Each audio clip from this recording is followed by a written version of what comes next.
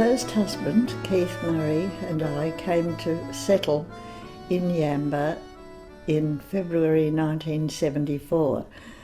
At the time we moved here, Yamba was, I think there were only about 1,100 residents, and there was certainly no sign of any historical society. After we'd been here a few weeks, it was during the construction of the new Yamba Golf Club, which was just down the street from us, and that opened in November 1974, and we could see from our home the abandoned old golf clubhouse.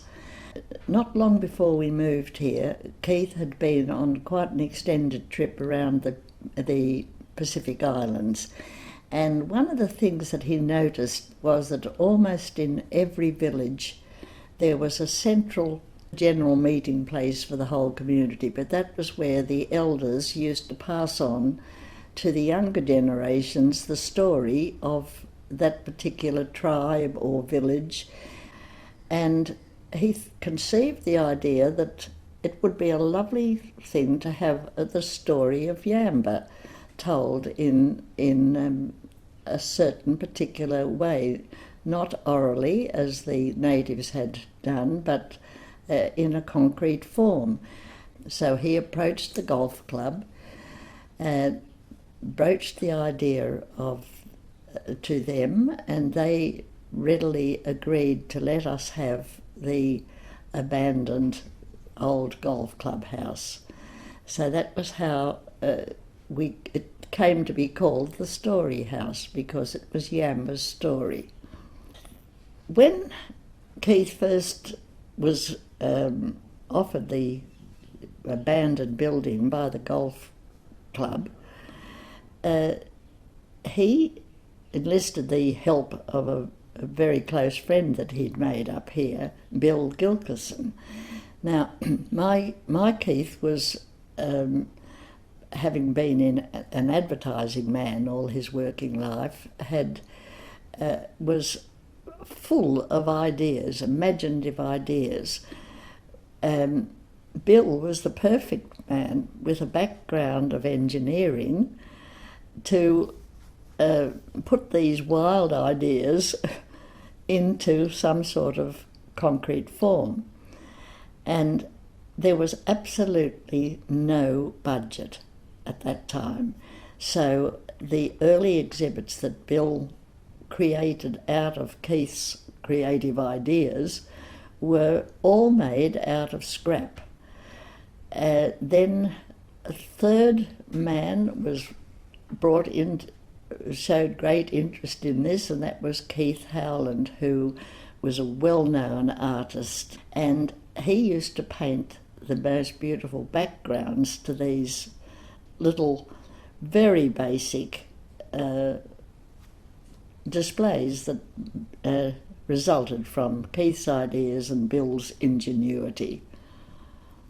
The displays were, as I said, very basic. The one that is still in use in the museum is a perfect example, and that's the lighthouse. That's made out of a corrugated piece of PVC piping with a cutaway section showing the spiral staircase inside, which was made out of a strip of thin tin shaped into stairs. The dome on top of the lighthouse was an electric light fitting, I suppose you'd call it. It cost absolutely nothing and is still in use today. Another one was a little section that was set aside as a wishing pool for from which all the proceeds were given to the Nippers Club. Crest at that time applied to have a small section of the space available to move their radio equipment there. It was to be manned by Crest members, and so people like Neil Newman, who was very interested in the historical side of it and also in the broadcasting side of Crest. He was a constant visitor. Jan Griggs was another.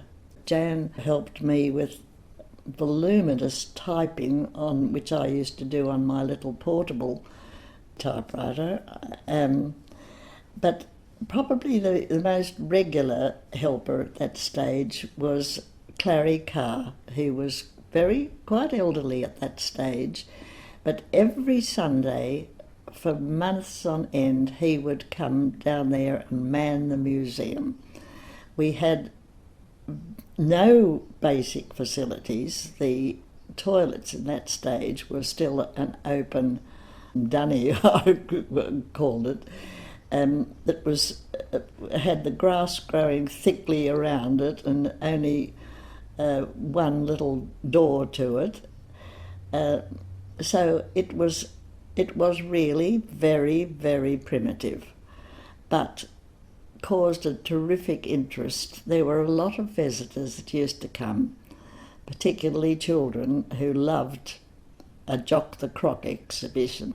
Keith Howland and Keith Murray had bombarded the government trying to have a portion of the Crown land nearby gazetted as for museum purposes, for future growth of what they could see could be a very important part of Yamba. And it was during that time, very close towards the end of it, that a portion of land, we called it Story Park, which has a number of our exhibits on. It was just a rubbish dump at that stage.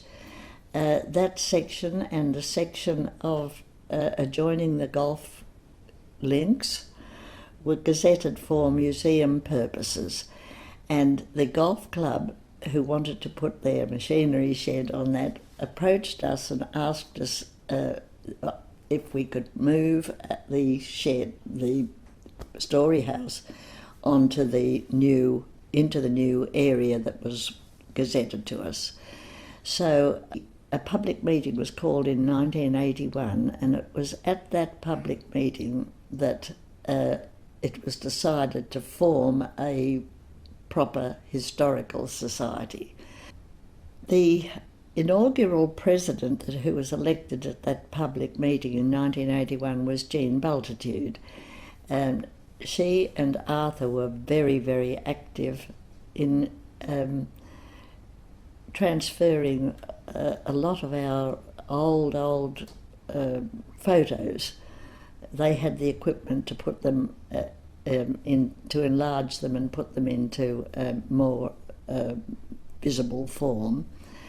And Jean was elected president, and I should say that the most significant thing that happened during her reign as president was the actual move of the building, which was sawn in half again and moved in two halves to the new foundations that had all been built by voluntary labour in its present site. Also, in 1982, we celebrated Matthew Flinder's arrival on the 11th of July in 1799, and we had a marvellous procession. Keith Howland and volunteers built a replica of the Norfolk, which was also very basic, in which a lot of the children sat during the procession. It was built out in the second building in the industrial estate. When we got its mast up and everything, we couldn't get it through the door, so it had to be taken down and reassembled. That led the Pony Club of Yamba led the parade, and we had a band, and we all marched behind this thing where there was a mistake to walk behind the ponies. We could not keep very straight lines, but we did, and Lisa Garvin led our first flag, carrying our first flag, which was made by volunteer labour with a drawing of the Norfolk on it. And we marched around to Harbour Street, where the well was supposed to have been, and from which Flinders had obtained his fresh water. It's now marked by, it was the unveiling of a plaque that we had provided there, and that was a significant event. Also, the electricity was switched on in Yamba in 1931, and this was the 50th anniversary of that. And we had fireworks down in the Yamba Oval at night, and our volunteers carried a blanket around amongst the many onlookers for donations, and that's how we raised our early funds. Elaine Garvin was elected as president in 1983. Elaine is our longest serving president so far, having reigned for 21 years. She was an absolute marvellous, hands-on, hard-working president. Now, the events of significance that happened during her time as president are far too numerous to mention, but except for a couple of standout examples. One was in 1992, following a bequests from three of our members, Vi and Bob Irvine and Desma Staff. Their bequests enabled us to add the breakwater room on one end of the museum. And the other event of great significance was in 1999. The Society organised a 4-day event commemorating the 200th anniversary of Matthew Flinders arriving in Yamba in July 1799.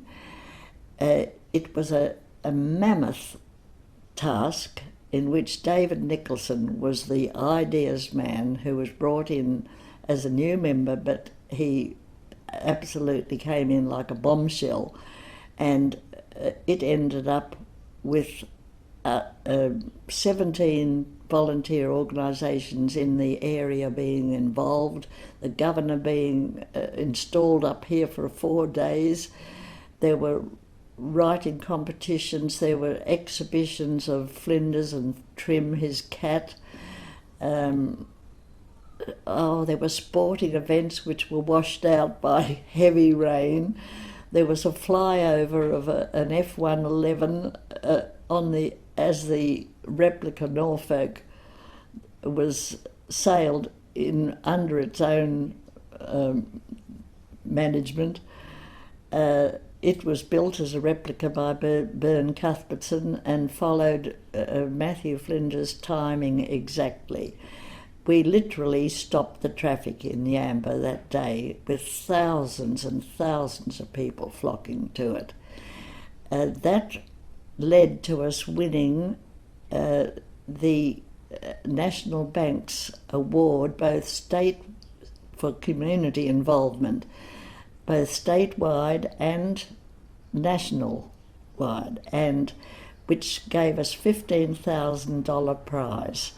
And that was the amount of money that enabled us to add the Flinders extension room on the back as a meeting room and general purpose room and storage room, which was becoming very essential. And that was all the volunteer labour of the Lions Club did all the hard work attached to the building of that. Another significant event that occurred during the time that Elaine was president was the 1985 celebrations for the centenary of Yamba being gazetted as a town. And it was during those celebrations that the Story House was officially opened.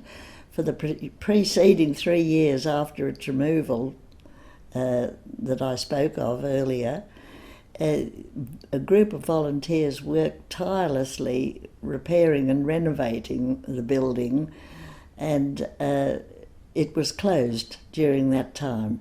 So it was a wonderful celebration when it was officially opened, and we could see the result of all our hard work.